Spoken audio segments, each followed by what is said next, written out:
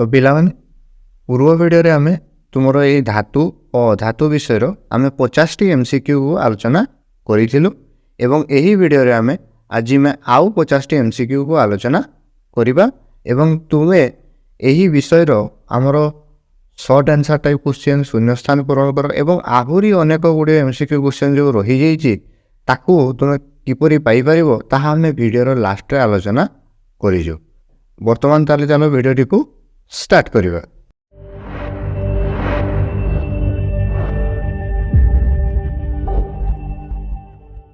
तो प्रथम प्रश्न को लक्ष्य कर देख कौन कही ना जो धातव ऑक्साइड उभय अम्ल और क्षार सह रासायनिक प्रतिक्रिया करी लवण और जल सृष्टि करे ताहाको कौन कह जाए। प्रथम देछि मॉर्फोटेरिक ऑक्साइड, द्वितीय रे देछि एम्फोटेरिक ऑक्साइड, सी रे देछि उभयधर्मी ऑक्साइड एवं डी रे देछि उभय बी और सी।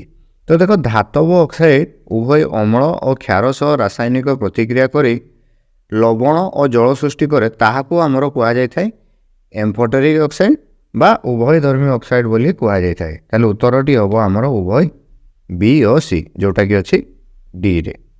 तापरे द्वितीय प्रश्न को लक्ष्य कर ना Na2O प्लस H2O हेले आमर कौन सृष्टि होता है। ऑप्शन गुड देछि NaOH 2NaOH NaOH रो 2 एवं Na2OH। तो देखो Na2O आमर जल सहित प्रतिक्रिया करिकी आमर 2NaOH देई थाए। ताले उत्तरटी हम आमर बी 2NaOH। तापरे तृतीय प्रश्न को लक्ष्य कर निम्नोक्त मध्यरु केउ धातु को बाहर रखीदेले से निया लगी जाए। ऑप्शन गुड देछि पोटासियम, बी रे देछि सोडियम, सी रे देछि उभय ए और बी एवं डी रे देछि कौनसीटी नुहे। तो देखो उभय आमर पोटासियम और सोडियम को बाहर रखिले से निया लगी जाए। ताले उत्तरटी हम आमर सी उभय ए और बी।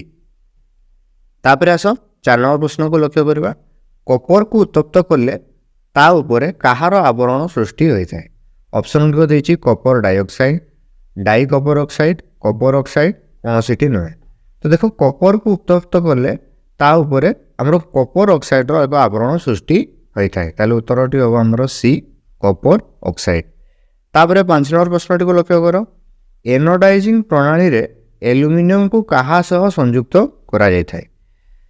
एनोड रे, कैथोड रे, न्यूट्रल सह कौनसीटी नुहे।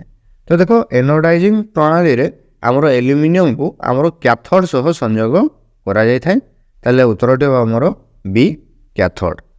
तापरे 6 नंबर प्रश्न को लक्ष्य कर धातव ऑक्साइड जल सह प्रतिक्रिया करले कौन सृष्टि होता है। ऑप्शन गुड़िक देछि धातव डाइहाइड्रोक्साइड, धातव हाइड्रोक्साइड, धातव ऑक्जालेट, डी रे देछि कौनसीटी नुहे। तो देखो धातव ऑक्साइड आमर जल सह प्रतिक्रिया करले आमर धातव हाइड्रोक्साइड सृष्टि करिथाय। ताले उत्तरटी आमर बी धातव हाइड्रोक्साइड। तापरे 7 नंबर प्रश्न को लक्ष्य कर निम्नोक्त मध्यरु केउ धातु ठंडा जल सह तीव्र प्रतिक्रिया करिथाय। ऑप्शन गुड़िक देछि सोडियम मैग्नेशियम, बी रे देछि पोटासियम मैग्नेशियम, सी रे देछि रूपा और सोना, डी रे देछि सोडियम पोटासियम। तो देखो आमर सोडियम और पोटासियम टी आमर ठंडा जल सह तीव्र प्रतिक्रिया करिथाय। ताहले उत्तरटी हम आमर डी सोडियम और पोटासियम। तापरे 8 नंबर प्रश्न को लक्ष्य कर निम्नोक्त मध्यरु केउ धातु सबुठारो कम प्रतिक्रियाशील होता है। Iron, magnesium, aluminium, zinc. तो देखो निम्नोक्त मध्यरु आमर आयरन टी होछि आमर कम प्रतिक्रियाशील। ताले उत्तरटी हम आमर ए आयरन। तापरे 9 नंबर प्रश्न को लक्ष्य कर प्रतिक्रियाशीलता दृष्टि निम्नोक्त मध्यरु केउ उक्तिटी ठीक अच्छी। तो देखो ये ऑप्शन गुड़ को देखी दियो भल भाव कौटा हम कह। देखो उत्तरटी हम आमर बी हम। तापरे 10 नंबर प्रश्न को लक्ष्य कर ताप जोगु विपरीत चार्जित आयन मध्य थिबा स्थिर विद्युत बलर आकर्षण डैश होता है। सबल होता है, दुर्बल होता है, कौनसी परिवर्तन हुए ना बा कौनसीटी नुहे। तो देखो उत्तरटी हम आमर बी दुर्बल होता है। तापरे देखो 11 नंबर प्रश्नटी कौन कही कार्बोनेट धातुपिंड को सीमित परिमाणर वायु रे उत्तप्त करने प्रणाली को कौन कह जाए। ऑप्शन गुड़िक देछि कैल्सिनेशन, रोस्टिंग, गांग कौन सी नुहे। ତ ଦେଖ ଆମର କାର୍ବୋନେଟ୍ ଧାତୁ ପିଣ୍ଡକୁ ସୀମିତ ପରିମାଣର ବାୟୁରେ ଉତ୍ତପ୍ତ କରିବା ପ୍ରଣାଳୀକୁ ଆମର କାଲସିନେସନ୍ ବୋଲି କୁହାଯାଇଥାଏ। ତାହେଲେ ଉତ୍ତରଟି ହେବ ଆମର ଏ କାଲସିନେସନ୍। ତାପରେ 12 ନମ୍ବର ପ୍ରଶ୍ନଟିକୁ ଲକ୍ଷ୍ୟ କର। ବିଦ୍ୟୁତ୍ ତାରର ଝଳେଇରେ କାହାକୁ ବ୍ୟବହାର କରାଯାଏ? ଅପସନ୍ ଗୁଡ଼ିକ ଦେଇଛି ବ୍ରଞ୍ଜ, ଟିନ୍, ସୋଲ୍ଡର, କୌଣସିଟି ନୁହଁ। ତ ଦେଖ ବିଦ୍ୟୁତ୍ ତାରର ଝଳେଇରେ ଆମେ ସୋଲ୍ଡରକୁ ବ୍ୟବହାର କରିଥାଉ। ତାହେଲେ ଉତ୍ତରଟି ହେବ ଆମର ସି ସୋଲ୍ଡର। ତାପରେ 13 ନମ୍ବର ପ୍ରଶ୍ନଟିକୁ ଲକ୍ଷ୍ୟ କର। ନିମ୍ନଲିଖିତ ଧାତୁମାନଙ୍କ ମଧ୍ୟରୁ କେଉଁଟି ଲୌହ ସଲଫ୍ୟୁରିକ୍ ଏସିଡ୍ ସହିତ ରାସାୟନିକ ପ୍ରତିକ୍ରିୟା କଲେ ହାଇଡ୍ରୋଜେନ୍ ଗ୍ୟାସ୍ ଉତ୍ପନ୍ନ ହୁଏ ନାହିଁ? ଅପସନ୍ ଗୁଡ଼ିକ ଦେଇଛି ଜିଙ୍କ୍, ଆଲୁମିନିୟମ୍, କପର, ମାଗ୍ନେସିୟମ୍। ତ ଦେଖ ଏମାନଙ୍କ ଭିତରୁ ଆମର କପରଟି ଲୌହ ସଲଫ୍ୟୁରିକ୍ ଏସିଡ୍ ସହିତ ରାସାୟନିକ ପ୍ରତିକ୍ରିୟା କଲେ ଆମର ହାଇଡ୍ରୋଜେନ୍ ଗ୍ୟାସ୍ ଉତ୍ପନ୍ନ ହୋଇନଥାଏ। ତାହେଲେ ଉତ୍ତରଟି ହେବ ଆମର ସି କପର। ତାପରେ 14 ନମ୍ବର ପ୍ରଶ୍ନଟିକୁ ଲକ୍ଷ୍ୟ କର। କେଉଁ କ୍ଷେତ୍ରରେ ବିଦ୍ୟୁତ୍ ବିଶ୍ଳେଷଣର ଆବଶ୍ୟକତା ନାହିଁ? ଅପସନ୍ ଗୁଡ଼ିକ ଦେଇଛି ଏନୋଡାଇଜିଂ, ଗାଲଭାନାଇଜିଂ, କ୍ରୋମ୍ ପ୍ଲେଟିଂ, ଉପରୋକ୍ତ ସମସ୍ତ କ୍ଷେତ୍ରରେ। ତ ଦେଖ ଆମର ଗାଲଭାନାଇଜିଂ କ୍ଷେତ୍ରରେ ବିଦ୍ୟୁତ୍ ବିଶ୍ଳେଷଣର ଆବଶ୍ୟକତା ନାହିଁ। ତାହେଲେ ଉତ୍ତରଟି ହେବ ଆମର ବି ଗାଲଭାନାଇଜିଂ। ତାପରେ 15 ନମ୍ବର ପ୍ରଶ୍ନଟିକୁ ଲକ୍ଷ୍ୟ କର। ନିମ୍ନଲିଖିତ କେଉଁ ଧାତୁପିଣ୍ଡ ପାଇଁ ରୋଷ୍ଟିଂ ପ୍ରଣାଳୀ ଅବଲମ୍ବନ କରାଯାଏ? ଅପସନ୍ ଗୁଡ଼ିକ ଦେଇଛି NaCN, ZnS, CuCO3, AgS। ତ ଦେଖ ଆମର ZnS ପାଇଁ ରୋଷ୍ଟିଂ ପ୍ରଣାଳୀ ଅବଲମ୍ବନ କରାଯାଇଥାଏ। ତାହେଲେ ଉତ୍ତରଟି ହେବ ଆମର ବି ZnS। ତାପରେ 16 ନମ୍ବର ପ୍ରଶ୍ନଟିକୁ ଲକ୍ଷ୍ୟ କର। କ୍ଷାର ଧାତୁର କେଉଁ ଗୁଣ ନଥାଏ? ନରମ, ତନ୍ୟତା, ନିମ୍ନ ଗଳନାଙ୍କ, ନିମ୍ନ ସାନ୍ଦ୍ରତା। ତ ଦେଖ କ୍ଷାର ଧାତୁର ଆମର ତନ୍ୟତା ଗୁଣଟି ନଥାଏ। ତାହେଲେ ଉତ୍ତରଟି ହେବ ଆମର ବି ତନ୍ୟତା। ତାପରେ 17 ନମ୍ବର ପ୍ରଶ୍ନଟିକୁ ଲକ୍ଷ୍ୟ କର।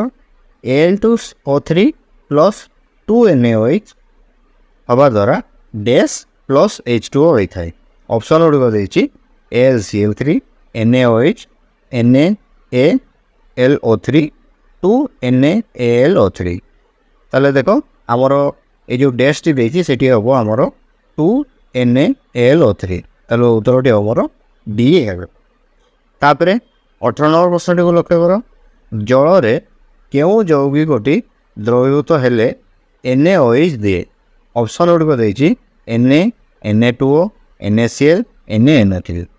ତ ଦେଖ ଆମର Na2O ଯୌଗିକଟି ଜଳରେ ଦ୍ରବୀଭୂତ ହେଲେ ଆମର NaOH ଦେଇଥାଏ। ତାହେଲେ ଉତ୍ତରଟି ହେବ ଆମର ବି Na2O। ତାପରେ 19 ନମ୍ବର ପ୍ରଶ୍ନଟିକୁ ଲକ୍ଷ୍ୟ କର। ଏନୋଡାଇଜିଂ ପ୍ରକ୍ରିୟାରେ କେଉଁ ମୌଳିକ ଉପରେ ପ୍ରଲେପ ଦିଆଯାଏ? ଜିଙ୍କ୍, ଆଲୁମିନିୟମ୍, ପ୍ଲାଟିନମ୍, ଲୌହ। ତ ଦେଖ ଏନୋଡାଇଜିଂ ପ୍ରକ୍ରିୟାରେ ଆମର ଆଲୁମିନିୟମ୍ ମୌଳିକର ଉପରେ ପ୍ରଲେପ ଦିଆଯାଏ। ତାପରେ 20 ନମ୍ବର ପ୍ରଶ୍ନଟିକୁ ଲକ୍ଷ୍ୟ କର। ନିମ୍ନଲିଖିତ ମୌଳିକ ଗୁଡ଼ିକ ମଧ୍ୟରୁ କେଉଁ ଅକ୍ସାଇଡ୍ ଲିଟମସ୍ ଦ୍ରବଣକୁ ନୀଳ ବର୍ଣ୍ଣ କରିଥାଏ? ଅପସନ୍ ଗୁଡ଼ିକ ଦେଇଛି NaOK, NaOC, MgOS, COS। ତ ଦେଖ ନିମ୍ନଲିଖିତ ମୌଳିକ ଗୁଡ଼ିକ ମଧ୍ୟରୁ ସୋଡ଼ିୟମ୍ ଓ ପୋଟାସିୟମ୍ ଅକ୍ସାଇଡ୍ ଲିଟମସ୍ ଦ୍ରବଣକୁ ନୀଳ ବର୍ଣ୍ଣ କରିଥାଏ। ତାହେଲେ ଉତ୍ତରଟି ହେବ ଆମର ଏ NaOK। ତାପରେ 21 ନମ୍ବର ପ୍ରଶ୍ନଟିକୁ ଲକ୍ଷ୍ୟ କର। ଧାତବ ଅକ୍ସାଇଡ୍ ଜଳରେ ଦ୍ରବୀଭୂତ ହେଲେ କ'ଣ ଦିଏ? ଧାତବ ସଲଫେଟ୍, ଧାତବ ହାଇଡ୍ରୋକ୍ସାଇଡ୍, ଧାତବ କାର୍ବୋନେଟ୍, ସଲଫର। ତ ଦେଖ ଧାତବ ଅକ୍ସାଇଡ୍ ଜଳରେ ଦ୍ରବୀଭୂତ ହୋଇ ଆମର ଧାତବ ହାଇଡ୍ରୋକ୍ସାଇଡ୍ ଦେଇଥାଏ। ତାହେଲେ ଉତ୍ତରଟି ଆମର ବି ଧାତବ ହାଇଡ୍ରୋକ୍ସାଇଡ୍। ତାପରେ 22 ନମ୍ବର ପ୍ରଶ୍ନଟିକୁ ଲକ୍ଷ୍ୟ କର। ନିମ୍ନଲିଖିତ ମଧ୍ୟରୁ କେଉଁଟି ଅମ୍ଳୀୟ ଅକ୍ସାଇଡ୍ ଉତ୍ପନ୍ନ କରେ? ଅପସନ୍ ଗୁଡ଼ିକ ଦେଇଛି ମାଗ୍ନେସିୟମ୍, କାଲସିୟମ୍, ଲୌହ, ସଲଫର। ତ ଦେଖ ନିମ୍ନଲିଖିତ ମଧ୍ୟରୁ ଆମର ସଲଫରଟି ଅମ୍ଳୀୟ ଅକ୍ସାଇଡ୍ ସୃଷ୍ଟି କରିଥାଏ। ତାହେଲେ ଉତ୍ତରଟି ହେବ ଆମର ଡି ସଲଫର। ତାପରେ 23 ନମ୍ବର ପ୍ରଶ୍ନଟିକୁ ଲକ୍ଷ୍ୟ କର। ଏନୋଡାଇଜିଂ ପ୍ରଣାଳୀରେ କେଉଁ ଅମ୍ଳ ବ୍ୟବହୃତ ହୁଏ? Dilute H2SO4, dilute HNO3, KCl, AlSO4। ତ ଦେଖ ଏନୋଡାଇଜିଂ ପ୍ରଣାଳୀରେ ଆମର ଡାଇଲ୍ୟୁଟ୍ H2SO4କୁ ଅମ୍ଳ ଆକାରରେ ଆମର ବ୍ୟବହାର କରାଯାଇଥାଏ। ତାହେଲେ ଉତ୍ତରଟି ହେବ ଆମର ଏ ଡାଇଲ୍ୟୁଟ୍ H2SO4। ତାପରେ 24 ନମ୍ବର ପ୍ରଶ୍ନଟିକୁ ଲକ୍ଷ୍ୟ କର। ନିମ୍ନଲିଖିତ ମଧ୍ୟରୁ କେଉଁଟି ଜଳ ସହ ପ୍ରତିକ୍ରିୟା କରେ ନା? ଅପସନ୍ ଗୁଡ଼ିକ ଦେଇଛି ଲେଡ୍, ତମ୍ବା, ରୂପା, ଲୁହା, ସୁନା, କାଲସିୟମ୍, ଲେଡ୍ ଓ ଲୁହା। ତ ଦେଖ ଆମର ଲେଡ୍ ଓ ତମ୍ବା ଜଳ ସହ ପ୍ରତିକ୍ରିୟା କରେ ନାହିଁ। ତାହେଲେ ଉତ୍ତରଟି ହେବ ଆମର ଏ लेड और तंबा। तापरे 25 नंबर प्रश्न को लक्ष्य कर Zn प्लस FeSO4 हवा द्वारा आमर ZnSO4 प्लस Fe प्रतिक्रियाटी होता है। तो यही प्रतिक्रिया मध्य केउटी वर्णहीन अटे से पचार ऑप्शन देखिए FeSO4 Zn Fe ZnSO4। तो देखो आमर यही प्रतिक्रिया रे जो ZnSO4 जो बाहरला से आमर वर्णहीन होता है। उत्तर टी आमर डी ZnSO4। तापर 26 नंबर प्रश्न को लक्ष्य कर Ca प्लस 2H2O हेबा द्वारा डैश प्लस H2O होता है। तो ये डैश टी कौन हम ऑप्शन देखिए CaO CaCO3 CaOH whole 2 CaOH। तो देखो उत्तर टी हम आमर C CaOH होल 2। तापर प्रश्न को लक्ष्य कर केउ धातु ठंडा जल सह प्रतिक्रिया करी जल रे भासे ऑप्शन गुड़िक देछि NaCCaMg। तो देखो आमर कैल्शियम टी ठंडा जल सह प्रतिक्रिया करी आमर जल रे भासी थाए। ताले उत्तर टी आमर CCa। तापरे 28 नंबर प्रश्न को लक्ष्य कर लौह बांफ सह प्रतिक्रिया करी केउ ऑक्साइड दे थाए Fe2O3 Fe2O3 और Fe3O4 आउ एवं देछि Fe3O4 एवं डी रे देछि FeO। तो देखो आमर लौह बांफ सह प्रतिक्रिया करी आमर Fe3O4 सृष्टि करता है। उत्तर टी आमर C Fe3O4। तापर 38 नंबर प्रश्न को लक्ष्य कर धातु केउ अम्ल सह प्रतिक्रिया करी हाइड्रोजन गैस उत्पन्न करे नहीं ऑप्शन देछि गाढ़ HCl गाढ़ H2SO4 गाढ़ HNO3 गाढ़ CaCl। तो देखो धातु आमर गाढ़ HNO3 अम्ल सह प्रतिक्रिया करी आमर हाइड्रोजन गैस उत्पन्न करे नहीं। ताले उत्तर टी आमर C गाढ़ HNO3। तापर 30 नंबर प्रश्न को लक्ष्य कर कौन कही ना MgCl2 रे यौगिक गठन पाई केतोटी इलेक्ट्रॉन भाग नहीं थांदे 14 16 18 12। तो देखो MgCl2 रे यौगिक गठन पाई आमर 16 इलेक्ट्रॉन भाग नहीं थांदे। ताले उत्तर टी आमर B 16 हेबो। तापर 31 नंबर प्रश्न को लक्ष्य कर प्लाटिनम केउ पदार्थ रे द्रवीभूत हुए ऑप्शन देछि गाढ़ सल्फ्यूरिक एसिड अम्लराज गाढ़ हाइड्रोक्लोरिक एसिड गाढ़ नाइट्रिक एसिड। तो देखो आमर प्लाटिनम टी आमर अम्लराज रे द्रवीभूत होता है। ताले उत्तर टी आमर B अम्लराज हेबो। तापर 32 नंबर क्वेश्चन को लक्ष्य कर धातु लघु अम्ल सह प्रतिक्रिया करी केउ गैस उत्पन्न करि थाए हाइड्रोजन ऑक्सीजन क्लोरीन नाइट्रोजन। तो देखो आमर धातु लघु अम्ल सह प्रतिक्रिया करी आमर हाइड्रोजन गैस उत्पन्न करि थाए। ताले उत्तर टी आमर A हाइड्रोजन। तापरे 33 नंबर प्रश्न को लक्ष्य कर निम्नोक्त मध्यरु केउटी कार्बन विजारण द्वारा धातु निष्कासन हुए ऑप्शन को देछि zinc iron zinc aluminium FeMg aluminium एवं आयरन। तो देखो आमर जिंक और आयरन कार्बन विजारण द्वारा धातु निष्कासन होता है। ताले उत्तर टी आमर A जिंक आउ आयरन। तापर 34 नंबर प्रश्न को लक्ष्य कर निम्नोक्त मध्यरु कहार संयोजक कक्ष रे पूर्व संख्यक इलेक्ट्रॉन थाए धातु उपधातु अधातु नोबेल गैस। तो देखो आमर अधातु गुड़िक संयोजक कक्ष पूर्व संख्यक इलेक्ट्रॉन थाए। ताले उत्तर टी आमर C अधातु। तापर 35 नंबर प्रश्न को लक्ष्य कर निम्नोक्त मध्यरु केउ मौलिकर बहिस्थ कक्ष रे दुईटी इलेक्ट्रॉन नहीं ऑप्शन को देछि हीलियम मैग्नेशियम पोटासियम एवं देछि कैल्शियम। तो देखो आमर पोटासियम मौलिकर बाह्य कक्ष रे दुईटी इलेक्ट्रॉन न थाए। ताले उत्तर टी आमर C पोटासियम हो। तापर 36 नंबर प्रश्न को लक्ष्य कर निम्नलिखित मध्यरु केउटी आयनिक यौगिक ऑप्शन को देछि NaCl HCl CCl4 एवं KCl। ताले देखो आमर NaCl एवं आमर KCl एटा होछि आमर आयनिक यौगिक। ताले उत्तर टी आमर A I और IV। तापर 37 नंबर प्रश्न को लक्ष्य कर ପ୍ରକୃତିରେ ଭୂତ୍ୱକରୁ ହେଉଥିବା ମୌଳିକ ବା ଯୌଗିକକୁ କ'ଣ କୁହନ୍ତି? ଧାତୁ, ଧାତୁପିଣ୍ଡ, ଖଣିଜ, ମୌଳିକ। ତ ଦେଖ ପ୍ରକୃତିରେ ଭୂତ୍ୱକରୁ ହେଉଥିବା ମୌଳିକ ବା ଯୌଗିକକୁ ଆମର ଖଣିଜ କହନ୍ତି। ତାପରେ ଦେଖ 38 ନମ୍ବର ପ୍ରଶ୍ନଟି କ'ଣ କହିଛି? ZnCO3କୁ ତାପ ଦେବା ଦ୍ୱାରା ଆମର ତାହା ZnO ଏବଂ CO2ରେ ପରିବର୍ତ୍ତନ ହୋଇଥାଏ ଏବଂ କହିଛି ଏହା କେଉଁ ରାସାୟନିକ ପ୍ରତିକ୍ରିୟା ଅଟେ? କାଲସିନେସନ୍, ରୋଷ୍ଟିଂ, ବିଦ୍ୟୁତ ବିଶ୍ଳେଷଣ, ଧାତବ ବିଜାରଣ। ତ ଦେଖ ଏହି ପ୍ରକ୍ରିୟାଟି ହେଉଛି ଆମର ରୋଷ୍ଟିଂ ପ୍ରକ୍ରିୟା। ତାହେଲେ ଉତ୍ତରଟି ଆମର B ରୋଷ୍ଟିଂ ହେବ। ତାପରେ ଦେଖ 39 ନମ୍ବର ପ୍ରଶ୍ନଟି କ'ଣ ହେଉଛି? ନିମ୍ନୋକ୍ତ ପ୍ରତିକ୍ରିୟା ମଧ୍ୟରୁ କେଉଁଟି ଅତି ମାତ୍ରାରେ ତାପ ଉତ୍ପାଦନ? ତ ଦେଖ ଏମାନଙ୍କ ମଧ୍ୟରୁ ଆମର ସି ପ୍ରକ୍ରିୟାଟି ହେଉଛି ଆମର ସବୁଠାରୁ ତାପ ଉତ୍ପାଦନ। ତାହେଲେ ଉତ୍ତରଟି ଆମର ସି ହେବ। ତାପରେ 40 ନମ୍ବର ପ୍ରଶ୍ନକୁ ଲକ୍ଷ୍ୟ କର। ଅନ୍ୟ ଧାତୁ ଉପରେ ଜିଙ୍କର ଲେପକୁ ଡ୍ୟାସ୍ କୁହାଯାଏ? ସଲ୍ଫୋୱାଇଜିଂ, ଗାଲଭାନାଇଜିଂ, ଏନୋଡାଇଜିଂ, କାର୍ବୋନାଇଜିଂ। ତ ଦେଖ ଆମର ଏହି ପ୍ରକ୍ରିୟାକୁ ଆମର ଗାଲଭାନାଇଜିଂ ବୋଲି କୁହାଯାଇଥାଏ। ତାହେଲେ ଉତ୍ତରଟି ଆମର ବି ଗାଲଭାନାଇଜିଂ। ତାପରେ 41 ନମ୍ବର ପ୍ରଶ୍ନଟିକୁ ଲକ୍ଷ୍ୟ କର। ସୋଲ୍ଡର, ସୀସା ଓ ଡ୍ୟାସ୍ ଧାତୁର ଏକ ମିଶ୍ର ଧାତୁ। ଅପସନ୍ରେ ଦେଇଛି ଆଇରନ୍, କପର, ଏସେନ୍ ଏବଂ ଜିଙ୍କ୍। ତ ଦେଖ ଆମର ସୋଲ୍ଡର ହେଉଛି ସୀସା ଓ ଏସେନ୍ ଧାତୁର ଏକ ମିଶ୍ର ଧାତୁ। ତାହେଲେ ଉତ୍ତରଟି ହେବ ଆମର ସି ଏସେନ୍ ହେବ। ତାପରେ 42 ନମ୍ବର ପ୍ରଶ୍ନଟିକୁ ଲକ୍ଷ୍ୟ କର। ଆମାଲଗମ ପ୍ରସ୍ତୁତି ପାଇଁ କେଉଁଟି ନିତାନ୍ତ ଆବଶ୍ୟକ? ଅପସନ୍ ଗୁଡ଼ିକ ଦେଇଛି ଏ ଏଜି, ବିରେ ଦେଇଛି ଜିଙ୍କ୍, ସିରେ ଦେଇଛି ଏଜି ଏବଂ ଡିରେ ଦେଇଛି ହେଲା ଏଜି। ତ ଦେଖ ଆମାଲଗମ ପ୍ରସ୍ତୁତି ପାଇଁ ଆମର ଏଜିଟି ନିତାନ୍ତ ଆବଶ୍ୟକ। ତାହେଲେ ଉତ୍ତରଟି ହେବ ଆମର ଡି ଏଜି ହେବ। ତାପରେ 43 ନମ୍ବର ପ୍ରଶ୍ନଟିକୁ ଲକ୍ଷ୍ୟ କର।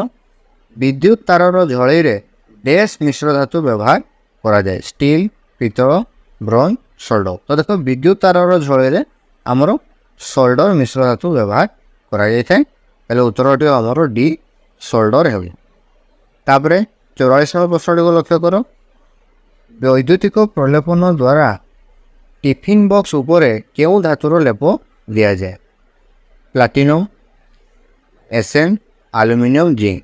ତ ଦେଖ ବୈଦ୍ୟୁତିକ ପ୍ରଲେପନ ଦ୍ୱାରା ଟିଫିନ୍ ଉପରେ ଆମର ଏସେନ୍ ଧାତୁର ପ୍ରଲେପ ଦିଆଯାଇଥାଏ। ତାହେଲେ ଉତ୍ତରଟି ହେବ ଆମର ବି ଏସେନ୍ ହେବ।